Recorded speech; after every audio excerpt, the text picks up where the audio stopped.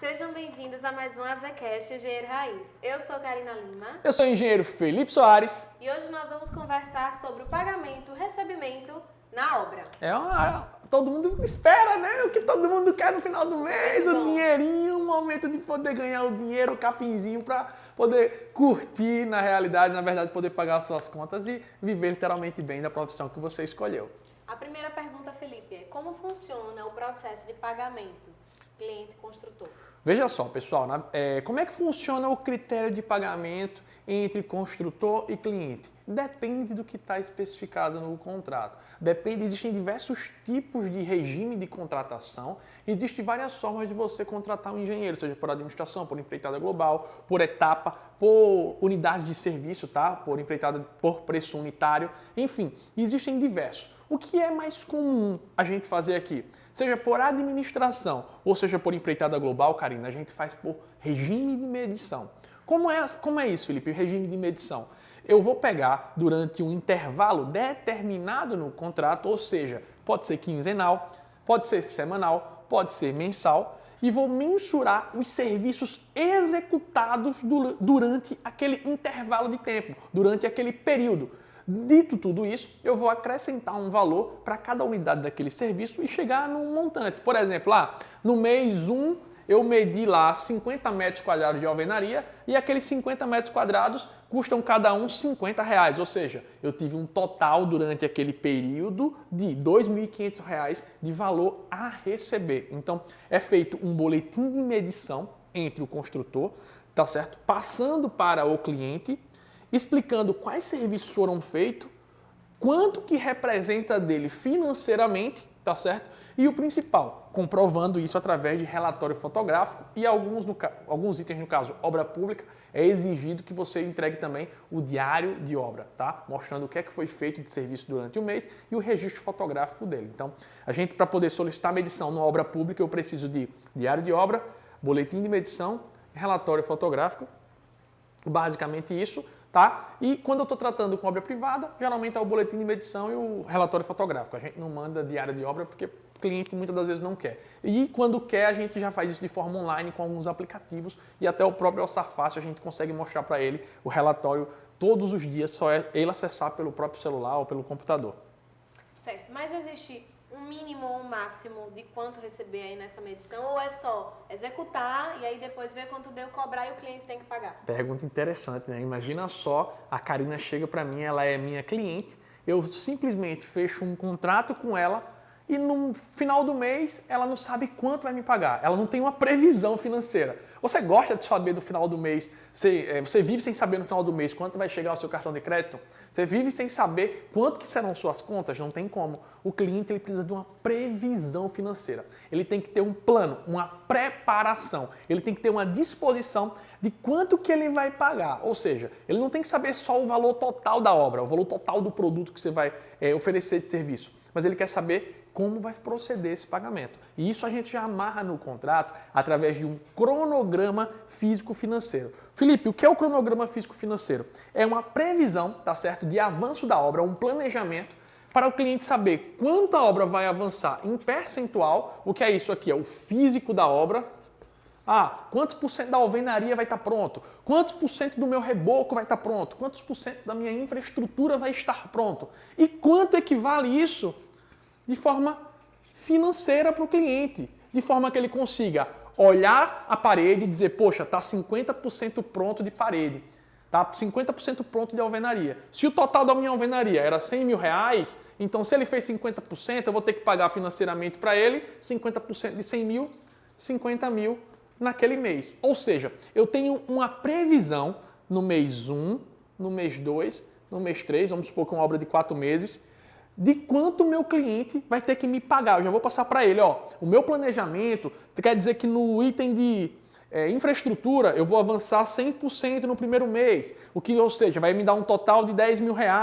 No segundo mês eu vou avançar outro serviço. No final eu vou somar tudo que eu vou executar no primeiro mês, me dá aqui 20 mil, tudo que vai executar no segundo mês, 30 mil, enfim. Eu vou levar para ele esse cronograma já junto com o contrato. Ou seja, ele vai ter aqui no intervalo, A previsão financeira, Karina, é você me pagar 20 mil no primeiro mês. No segundo mês, a previsão é você me pagar mais 30.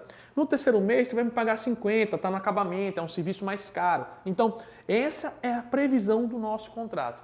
Quer dizer que se eu fazer muito mais no primeiro mês, o meu cliente é obrigado a me pagar? Não necessariamente. Sabe por quê? Porque ele não estava preparado para isso. Não impede de você, em um acordo com ele, dizer, Karina, eu estou com um material chegando, eu posso adiantar a tua obra. Você quer me dar uma autorização para poder adiantar os serviços? Nada impede de uma boa conversa, Karina, um bom relacionamento. Mas se porventura eu quero avançar mais do que estava no contrato e você não tem esse dinheiro, eu não posso te obrigar, porque eu deixei claro como seria a forma de pagamento. Então, o cronograma físico-financeiro, ele serve não apenas para você ter um avanço de como vai funcionar a obra. Não é só um planejamento de obra qualquer, até porque não é um planejamento detalhado. Ele também é um planejamento para quem está te contratando. E esse é muito importante, porque é ele que paga as contas da obra, é ele que vai arcar com o avanço dela, tá certo? Além de servir para eu, como construtor, me planejar, Karina, sabendo quanto eu vou receber mês a mês e controlar o meu fluxo de caixa dentro da obra, para não deixar faltar dinheiro para pagar operário, não deixar faltar dinheiro para pagar material. Ou seja, eu tenho que jogar junto com que a obra vai avançando o meu fluxo de caixa e o seu desembolso financeiro. E esse documento aqui, ele é muito importante e muito negligenciado. Deixa eu fazer uma pergunta. Você que está aí do outro lado, você considera o cronograma físico-financeiro já no seu contrato com o cliente? Você já dá para ele uma previsão de como vai ser feito o pagamento? Se até a Caixa Econômica Federal, que é um banco que mais financia a residência, ele coloca o cronograma físico-financeiro, por que tu, quando está atendendo cliente privado, tu não considera isso? Sinto dizer, mas se você está negligenciando isso, você está deixando de amarrar as pontas do seu contrato. Você explicou aqui de forma mais geral, né? Mas você pode dar um exemplo de como funciona exatamente esse cronograma? Eu já até estava brincando de desenhar aqui. Ó, vamos lá. Como é que funciona esse cronograma? Eu peguei aqui um exemplo pequeno de uma pequena reforma aqui, tá? Uma reforma com 4 itens de serviços. Presta atenção. Eu tenho aqui mobilização, que é 10 mil reais. Eu tenho aqui movimento de terra, que é um serviço total de 30 mil reais. Eu tenho aqui a pavimentação, que é um serviço aqui de 50 mil reais. E tenho aqui os serviços finais, que é um total de 10 mil reais. Se eu somar cada etapa dessa obra aqui, cada etapa dela, eu vou ter aqui um total de obra de 100 mil reais, tá certo? Ou seja, 100 mil reais é 100% desses serviços aqui concluídos. O meu cliente sabe que ele vai ter que me pagar isso aqui no final da obra. Felipe, quanto vai custar essa reforma, quanto vai custar essa pavimentação? 100 mil reais. Acabou. Não acabou. 100 mil reais é o valor. Como é que vai ser desembolsado? Vou fazer em 2 meses. Só que você não vai me pagar 50, vai pagar de acordo com o que está planejado executar. Como é que vai funcionar? Eu digo o seguinte, mobilização, o que é mobilização? É mobilizar a minha equipe para fazer, levar meu canteiro, tá? Colocar minhas máquinas, digamos assim. Isso aqui vai estar pronto o quê? 100% no primeiro mês, tá? Movimento de terra, eu vou dizer que vai estar 100% no meu primeiro mês, porque eu me planejei para fazer em 2 meses. Se eu não faço isso no primeiro mês, eu não tenho como terminar em 2, tá? Pavimentação, olha, no meu planejamento, eu vou fazer 20% da pavimentação já no primeiro mês de serviço, tá? Aqui, ó, no primeiro intervalo. E os outros 80%, eu vou fazer no segundo mês de serviço, tá? Aqui, ó, é isso. Ó, que vai me dar um total de 100% finalizado. E os serviços finais? Geralmente, serviços finais é no final da obra, depois de estar tudo pronto, né? É fácil demais esse. Então, ó, eu vou ter aqui, ó, 100% já no último mês. E o que eu estou querendo dizer com isso? Visualmente, o meu cliente vai analisar e vai entender, ó, toda a mobilização da obra tem que estar pronto 100% no primeiro mês.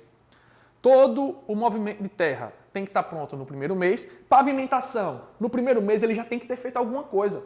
Eu não posso pagar esse valor que vai estar aqui, que eu planejei, se não tiver pronto pelo menos uma parte. Visualmente o cliente já consegue até enxergar se foi feito ou não talvez isso, a depender da complexidade do serviço. Vejo também que o segundo mês ele tem que concluir. E os serviços finais no final. A primeira coisa que eu botei aqui é o físico da obra. Quanto que está avançando mês a mês. Lembrando, pessoal, que aqui não está detalhado, tá? Aqui é um rascunho. Existem vários cronogramas aqui, eu já disponibilizei várias vezes. Vai no meu YouTube, tem vídeo meu falando sobre isso e eu disponibilizo um modelo.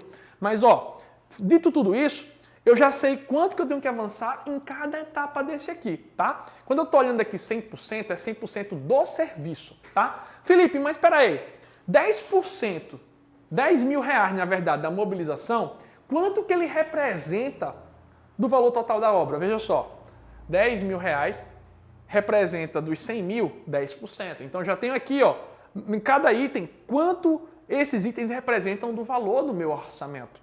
Se eu for analisar aqui agora, no primeiro mês, o que é que eu tenho? Eu tenho 100% na mobilização. Da mobilização, o cliente tem que me pagar 10 mil reais. No segundo mês, não tem nada. Do primeiro mês, ele ainda tem que me dar o quê? O movimento de terra, que eu terminei 100%. Se é 30 mil, ele tem que me desembolsar mais 30 mil reais. Ou seja, eu já tenho 2 serviços completos no final da medição que ele vai ter que me pagar baseado no cronograma, tá? Isso aqui é o cronograma. Não quer dizer que necessariamente na hora da execução isso aqui vai ser seguido perfeitamente, mas tem que estar beirando ali.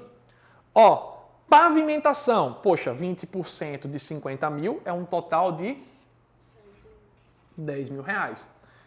Tive serviços preliminares? Tive serviços finais? Não. Se eu for analisar agora, quanto que o cliente vai ter que me pagar no primeiro mês? Quanto é que é o desembolso dele? 10, 40, 50 mil reais. Então, ó, ele teria que me pagar 50 mil reais, tá certo? Foi o quanto eu avancei na obra dele, que é equivalente, nesse exemplo aqui, a 50% do total da obra, físico e financeiro. Ou seja, físico e financeiro, o cronograma físico e financeiro. Dito tudo isso, eu vou para o segundo mês. Segundo mês eu só tenho aqui, ó, 2 serviços. Primeiro, 80% daqui que estava faltando, que é equivalente a quanto? 40 mil reais. E tenho mais os 100% dos serviços finais, que é a limpeza, que é equivalente a 10 mil reais. Que vai me dar um total agora de mais, quanto de medição? 50 mil reais do cronograma. Correspondente a 50% restante. O que quer dizer? Que eu avancei mais 50% nesse mês. Aí eu tenho aqui o simples, que é o do mês, que é esse aqui, e aqui embaixo não deu para fazer, mas eu ainda considero o acumulado, que é o quê? O valor total que eu tenho, que vai dar 100 mil, equivalente aqui a esse mais esse, que é os 100%. Esse aqui é o equivalente da minha obra. Isso aqui basicamente é um cronograma de desembolso para o meu cliente se planejar. Quer dizer que, Felipe, isso aqui tem que ser seguido à risca. Isso é um parâmetro.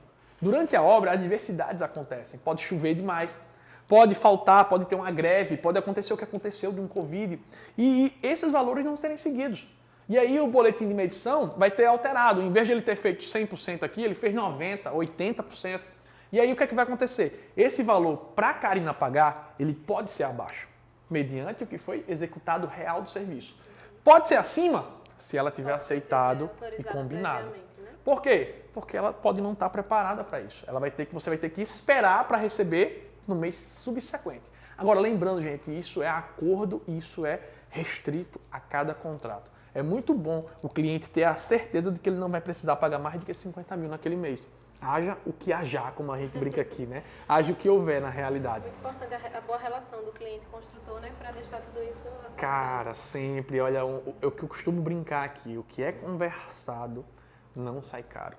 O que é acordado, o que está no papel, só conversado não, tá? O que está no papel, porque conversas se esquecem. Na hora das brigas e adversidades, o que foi dito não tem tanto valor juridicamente. Já o que está aqui registrado, não tem o que contestar. Faz sentido para você? Você já tinha feito um cronograma físico-financeiro? Você já viu isso na prática? Aqui é um exemplo, tá, pessoal? Eu vou disponibilizar um modelo para vocês. Para quem compartilhar aqui nos stories, eu vou mandar um link, tá? Compartilhar e marcar as reconstruções.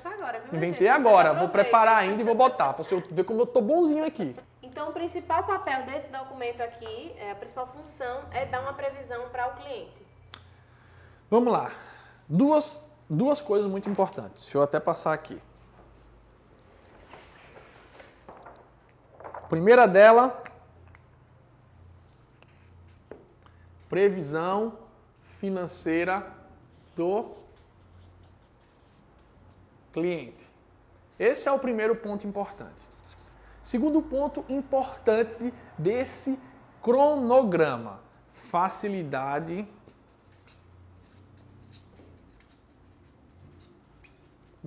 ajuste. Por que ajuste?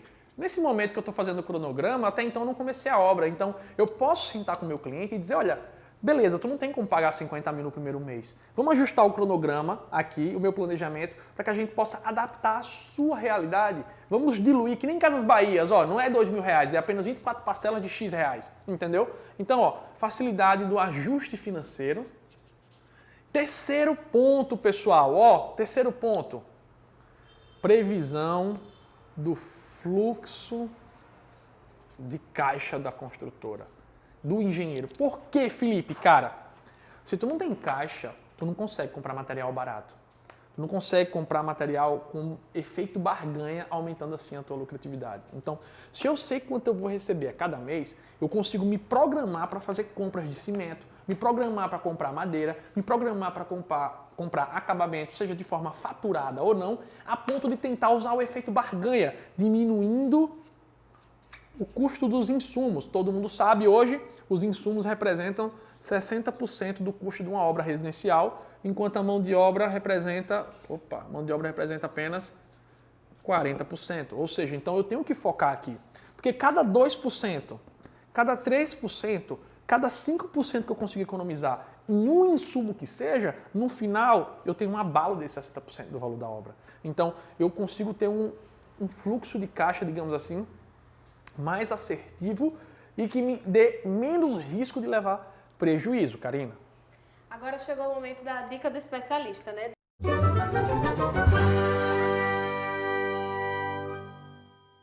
Dá a dica do que eu devo considerar na hora de fazer o cronograma físico-financeiro. Ó, o que eu devo considerar na hora de fazer um cronograma físico-financeiro?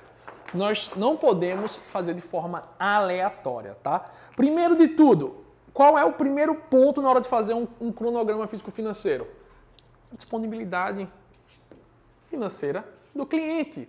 O cliente tem que ter o recurso. Não adianta fazer um cronograma que ele não pode cumprir. Então, o primeiro passo, Karina, é eu saber quanto que tu pode me pagar. Vamos fazer um planejamento. Gente, engenheiro, não faça obra.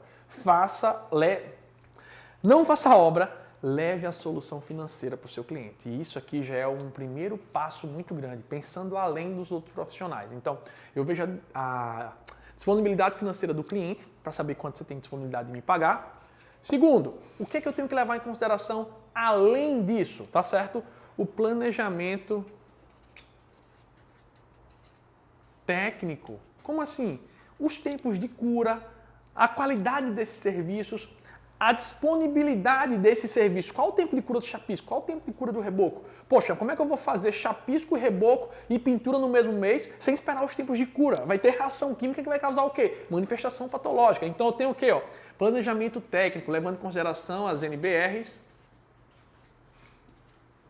e as normas técnicas vigentes de cada etapa. Felipe, o que mais? Terceiro ponto, disponibilidade de material. Como é que eu vou dizer que a minha obra vai estar pronta em 2 meses se o tempo de fabricação das esquadrias de alumínio hoje aqui está demorando 4? Está incompatível. Por mais que eu tenha mão de obra, por mais que eu tenha dinheiro, eu não consigo produzir material a tempo. Então, eu tenho que saber da disponibilidade de material. Olha, o material está conseguindo ser entregue. Todo mundo sabe o que aconteceu nessa pandemia de estar faltando material, a gente não ter estoque. Então, é importante que você aprenda com essas situações adversas que aconteceram no mercado. E, por fim, existem outros requisitos também, tá, pessoal? Mas para finalizar, 4 ponto, disponibilidade de mão de obra. Como assim? Gente, se tu não tem mão de obra suficiente para fazer em 5 meses, se tu não tem mão de obra na tua região, tu teve que arrumar gente de outra cidade, buscar carro, avião, papagaio, veio de carroça, tudo isso atrapalha o fluxo da tua obra, tudo isso atrapalha o planejamento dela. Então, o planejamento, o cronograma físico-financeiro, ele necessita de um planejamento de obra também. Eu tenho que entender todas essas necessidades. Lembrando que de nada adianta eu ter disponibilidade de mão de obra, de nada adianta ter disponibilidade de material, de nada adianta eu ter um planejamento lindo, maravilhoso dentro das normas técnicas se o meu cliente não tem dinheiro para pagar e ele não está cabendo no bolso dele. Por isso a importância desse documento, que eu acho que 80% dos engenheiros negligenciam, inclusive na hora de fechar contrato. Se você assistiu esse vídeo até o final, muito obrigado pela sua audiência. Não esqueça, deixe o seu like, compartilhe esse vídeo com alguém que não pode perder esse conteúdo. Se você estiver vendo pelo YouTube, se inscreva no nosso canal. Ah, detalhe também, pessoal, tá disponível no Spotify, no Deezer. Se você vai trabalhar e tá saindo agora, pega, bota o fone de ouvido, bota no som do carro, que esse conteúdo aqui com certeza vai estar te ajudando demais. Um grande abraço e lembra, Intensivão Obras Lucrativas, 14, 16 e 18 de junho. Procura o link aqui na bio, procura o link, manda um direct e participe. Isso mesmo, é o caminho que vai te levar do zero a viver de obras de construção civil. Mesmo que você seja recém-formado e mesmo que você não tenha nenhuma experiência. Inclusive você que tem anos de mercado de engenharia, ainda não está satisfeito com os seus ganhos, ainda não domina as técnicas corretas de gestão, esse evento é para você. Você vai descobrir o método passo a passo aqui da empresa. Deixe seu comentário, tá? É muito importante para a gente. Até o próximo vídeo. Nos vemos no próximo AZCast.